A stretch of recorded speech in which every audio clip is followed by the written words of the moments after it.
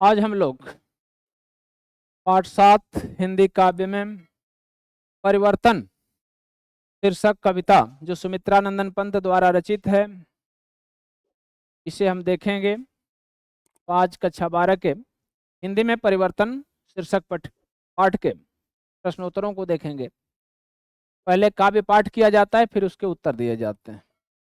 तो आज बचपन का कोमल गात, जरा का पीला पात, 4 दिन सुखद चांदनी रात, और फिर अंधकार अज्ञात। शिशिर साझर नैनों का नीर, झुलस देता गालों के फूल, प्रणय का चुंबन छोड़ अधीर, अधर जाते अधरों को भूल। प्रश्न इस पर है कि उपर्युक्त पद्यांश का संदर्भ लिखिए। प्रस्तुत पंक्तियां हमारी पाठ्य पुस्तक सुमित्रानंदन पंत द्वारा रचित परिवर्तन नामक शीर्षक पाठ से लिया गया है। अगला प्रश्न है कि बचपन का कोमल और सुंदर शरीर वृद्धावस्था आने पर कैसा हो जाता है। तो बचपन का कोमल गात मने शरीर, जरा मने बुढ़ापा आने पर पीले पत्ते के समान हो जाता है। तो लिखेंगे कि बचपन का कोमल और सुंदर शरीर वृद्धावस्था आने पर पीले पत्ते के समान हो जाता है। यहाँ लिख देंगे कि पीले पत्ते के समान हो जाता है। इस पद्यांश में कवि ने किसका वर्णन किया है? तो इस पद्यांश में कवि ने शिशिर ऋतु के माध्यम से बचपन और बुढ़ापा को उदाहरण देते हुए समझाते हुए कह रहा है कि अच्छे दिन, सुख के दिन 2-4 ही रहते हैं, फिर तो अज्ञात अंधेरा ही रहता है। आगे देखेंगे, शिशिर सा झर नैनों का नीर, झुलस देता गालों के फूल। इसमें कौन सा अलंकार है? तो जहां सा से का प्रयोग होता है वहां उपमा अलंकार होता है, इसलिए यहाँ उपमा अलंकार होगा। रेखांकित पंक्ति की व्याख्या कीजिए। 4 दिन सुखद चांदनी रात, और फिर अंधकार अज्ञात। कवि कह रहा है कि आज बचपन है, कोमल शरीर है, सुंदर शरीर है ना, बुढ़ापा आते ही पीले पत्ते के समान यह रंग इसके उड़ जाएंगे और पीले पत्ते के समान हो जाएंगे। सुख के दिन तो चांदनी के समान कुछ ही समय के लिए रहता है, फिर तो अज्ञात अंधकार ही रहता है। आगे देखेंगे, ये हो गया। अगला देखिए, अगला है आपके पास कि मृदुल होठों का हिमजल हास, उड़ा जाता निश्वास समीर, सरल भौहों का सरदा काश, घेर लेते घन धीघीर गंभीर, शून्य सांसों का विधुर वियोग, छुड़ाता अधर मधुर संजोग, मिलन के पल केवल 2-4, विरह के कल्प अपार। कर उपयुक्त पद्यांश का संदर्भ लिखिए। तो लिखेंगे कि प्रस्तुत पंक्तियां हमारी पाठ्य पुस्तक हिंदी काव्य के सुमित्रानंदन पंत द्वारा रचित परिवर्तन नामक शीर्षक पाठ से लिया गया है। दूसरा प्रश्न में लिखेंगे कि वृद्धावस्था की गहरी सांसें किसे उड़ा ले जाती हैं। तो उड़ा ले जाती हैं निःश्वास समीर किसको? मृदुल होठों का हिमजल हास, अर्थात कोमल होठों के शीतल हास को, हंसी को उड़ा ले जाती हैं। यहाँ लिख देंगे, मिलन के पल केवल 2-4 में कौन सा अलंकार है? के वर्ण की आवृत्ति के कारण यहाँ पर अनुप्रास अलंकार है। इस पद्यांश में कौन सा रस है? तो श्रृंगार रस देख रहे हैं कि मिलन के पल केवल 2-4, विरह के कल्प अपार। यहाँ पर वियोग श्रृंगार रस है, इसको हम विप्रलंब भी लिखते हैं। विप्रलंब श्रृंगार रस भी लिखते हैं, ठीक है। रेखांकित पंक्तियों की व्याख्या कीजिए। मिलन के पल केवल 2-4, विरह के कल्प अपार। कल्प का मतलब होता है कई युगों का मिलकर के कल्प बनता है, पुराना पैमाना है। तो मिलन के पल केवल 2-4, विरह के कल्प अपार, अर्थात मिलने के सुख के 2-4 ही क्षण मिलते हैं, अर्थात कुछ ही दिन मिलते हैं। इसके बाद तो कल्पों कल्पों तक, अर्थात युगों युगों तक अपार विरह ही प्राप्त होता है। आगे देखेंगे, परिवर्तन का अंतिम पद्य है आपके सामने, इसका उत्तर देना है। अरे निष्ठुर परिवर्तन, तुम्हारा ही तांडव नर्तन, विश्व का करुण विवर्तन, तुम्हारा ही नैनोन्मिलन, निखिल उत्थान पतन। अरे बासुकी सहस्र फन, लक्ष्य लक्षित चरण तुम्हारे चिन्ह निरंतर, छोड़ रहे हैं जग के विक्षत वक्षस्थल पर। सत सत फेनोच्छ्वसित स्फीत फुत्कार भयंकर, घुमा रहे हैं घनाकार जगती का अंबर। मृत्यु तुम्हारा गरल दंत, कंचुक कल्पांतर, अखिल विश्व ही विवर वक्र कुंडल। निष्ठुर, हे निष्ठुर परिवर्तन, उपर्युक्त पद्यांश का संदर्भ लिखिए। प्रस्तुत पंक्तियां हमारी पाठ्य पुस्तक हिंदी काव्यांजलि के सुमित्रानंदन पंत द्वारा रचित परिवर्तन नामक शीर्षक पाठ से लिया गया है। इसके बाद रेखांकित अंश की व्याख्या कीजिए। रेखांकित अंश की व्याख्या देख रहे हैं कि हे निष्ठुर परिवर्तन, हे निर्दयी परिवर्तन, तुम्हारा ही तांडव नर्तन अर्थात तुम्हारा ही तांडव नृत्य इस संसार में चलती है, तुम किसी को बख्शने वाले नहीं हो। विश्व का करुण विवर्तन, विश्व का करुणा से भरा हुआ विवर्तन, परिवर्तन तुम्हारे द्वारा ही होता है। तुम्हारा ही नयनोन्मिलन, तुम ही सबसे नेत्र मिलाते हो, जो व्यक्ति नहीं मिलाता उसे तुम स्वतः मिला लेते हो। निखिल उत्थान पतन, इसलिए संपूर्ण, निखिल माने संपूर्ण, उत्थान का मतलब होता है विकास और पतन का मतलब ह्रास। विकास ह्रास अर्थात उत्थान पतन तुम्हारे द्वारा ही होता है। आगे देखिए, सत सत फेनोच्छ्वसित स्फीत भयंकर में कौन सा अलंकार है? सत सत एक ही वर्ण की आवृत्ति, या तो अनुप्रास कहिए या वृत्यानुप्रास कहिए। तो कह रहा है कि पुनरुक्ति प्रकाश है, यहाँ पर पुनरुक्ति प्रकाश अलंकार है, क्योंकि डैश नहीं है तो वृत्यानुप्रास नहीं होगा, पुनरुक्ति प्रकाश अलंकार हो जाएगा। आगे देखिए, प्रस्तुत पद्यांश में परिवर्तन को किसके समान बताया गया है? तो परिवर्तन को दो उदाहरण दिया गया है, इसको निष्ठुर बताया गया है और दूसरा बासुकी सहस्त्र फन के समान इसे बताया गया है। आगे देखिए, लिखेंगे कि परिवर्तन को निष्ठुर और बासुकी सहस्त्र फन वाले नाग के समान बताया गया है। विश्व का करुण अंत किसके कारण हो जाता है? बता रहा है इस निष्ठुर परिवर्तन के कारण इसके तांडव नृत्य और बासुकी सहस्त्र के समान इसके क्या हैं? करल दंत हैं। इसके कारण, विषैले दंत के कारण संसार का क्या हो जाता है? विनाश हो जाता है या अंत हो जाता है। आगे देखेंगे, तुरंत इसके बाद शुरू हो रहा है बापू के प्रति, इसे भी देख लीजिए। सुख भोग खोजन जाते सब, आए तुम करने सत्य खोज, जग की मिट्टी के पुतले जन, तुम आत्मा के मन के मनोज, अजड़ता हिंसा स्पर्धा में भर, चेतना अहिंसा नम्रोज, पशुता का पंकज बना दिया तुमने मानवता का सरोज। पूछ रहा है कि उपर्युक्त पद्यांश के कवि एवं कविता का नाम लिखिए। तो इसका मतलब कि संदर्भ लिखना है, या ऐसे भी लिख सकते हैं कि उपर्युक्त पद्यांश के कवि का नाम सुमित्रानंदन पंत तथा कविता का नाम बापू के प्रति है। अधिकांश मानव संसार में आकर के किसकी खोज में लग जाते हैं?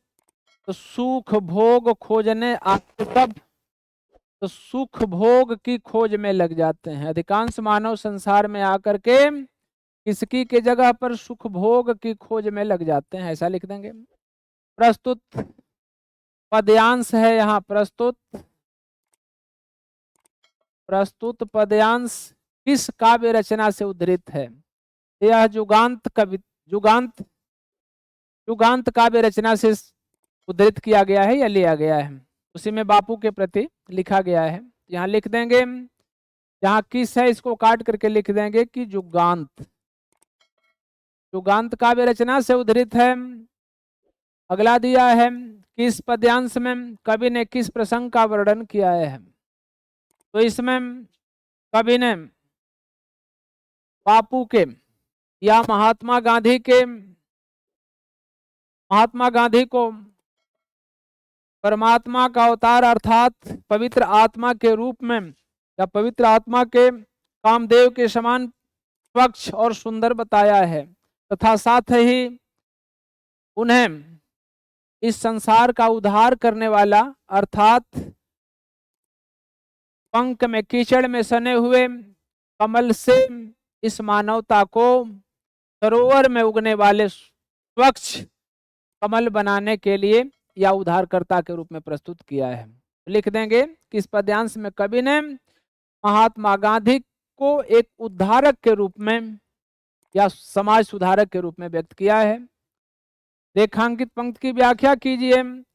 पशुता का पंकज बना दिया तुमने मानवता का सरोज। हे महात्मा गांधी, हे बापूजी, आपने जो पशुता थी यहाँ पर, पशुओं में जो लड़ने भिड़ने की स्थिति यहाँ पर बनी रहती थी ना, अर्थात पाशविक शासन जो था यहाँ पर, यहाँ की जनता कीचड़ में, कमल तो थी लेकिन कीचड़ में लिपटी हुई थी, उसको आपने विवेक से अपने सत्य अहिंसा के अस्त्र से उसे सरोवर का अर्थात स्वच्छ जल का कमल बना दिया।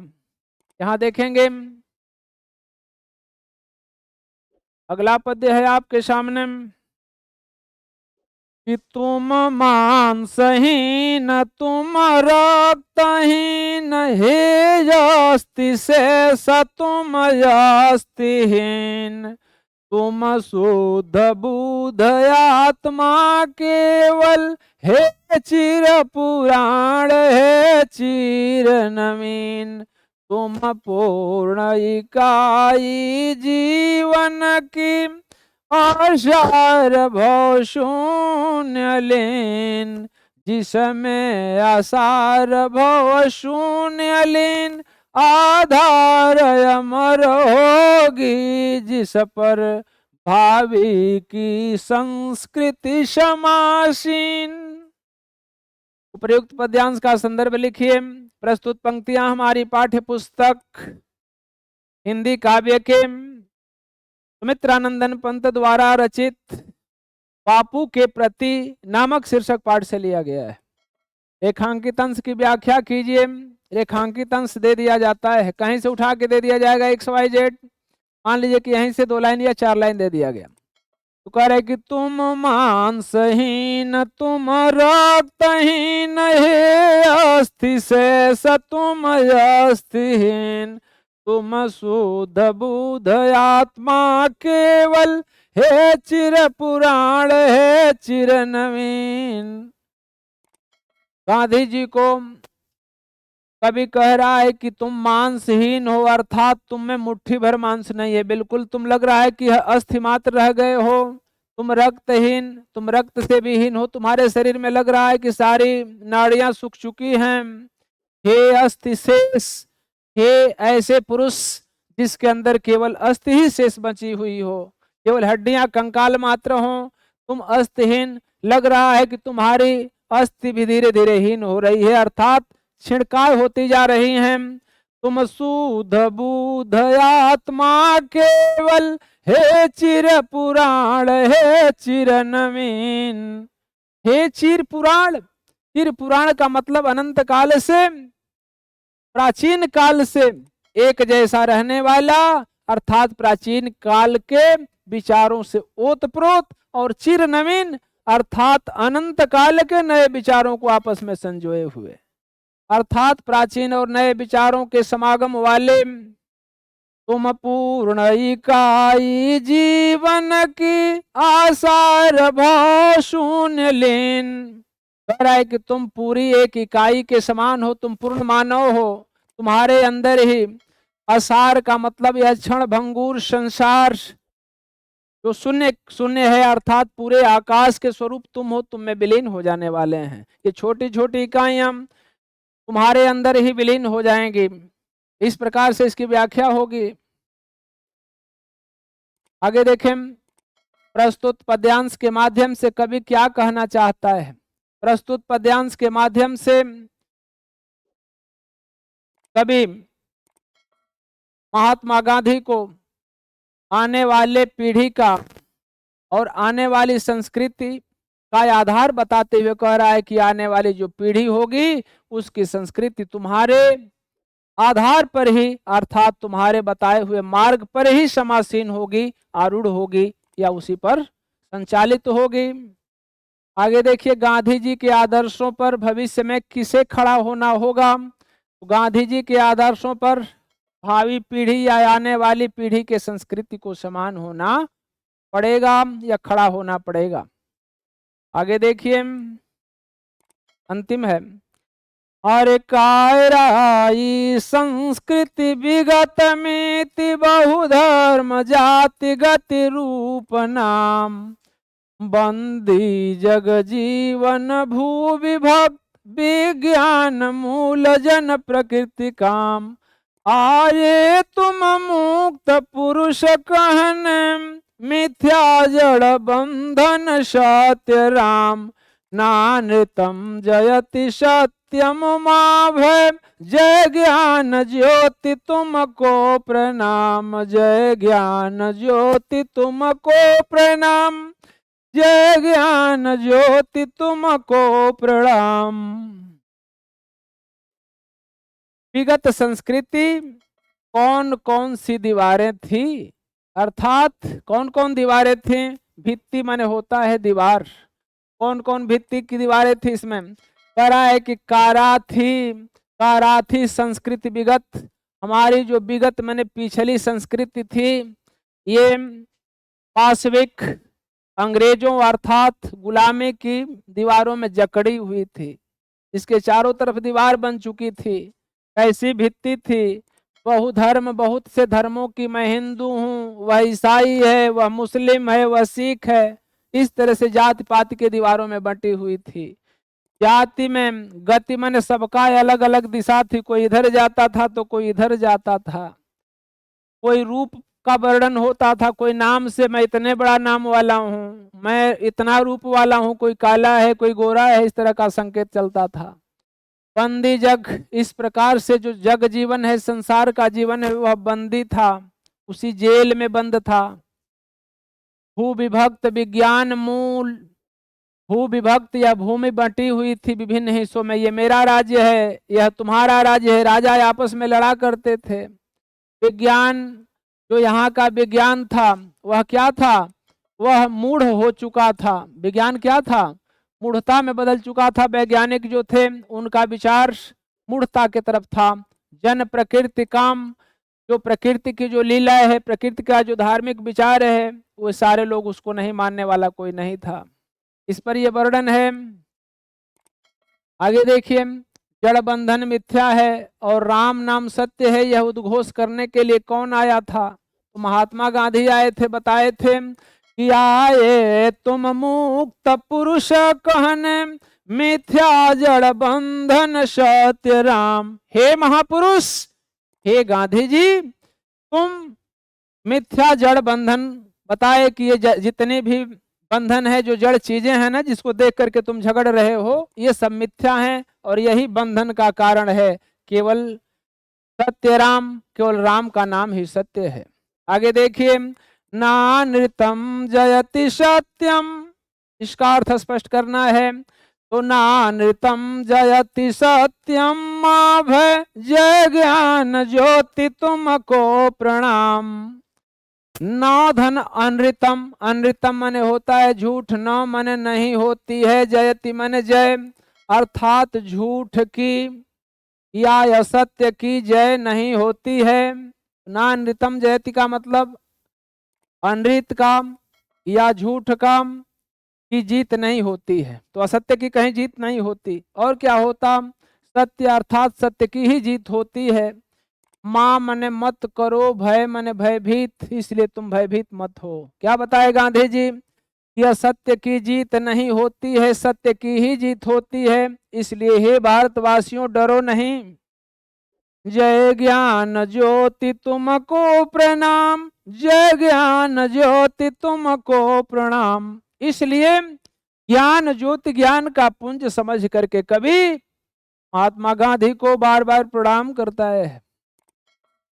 पुनः नृतम जयति सत्यम का अर्थ है कि असत्य की जय नहीं होती है, सत्य की जीत होती है, यह इसका अर्थ हुआ। इस प्रकार से यह पद्यांश के प्रश्नोत्तर यहीं समाप्त होते हैं। आप लोगों को बहुत बहुत शुभकामनाओं के साथ आज का क्लास यहीं संपन्न होता है।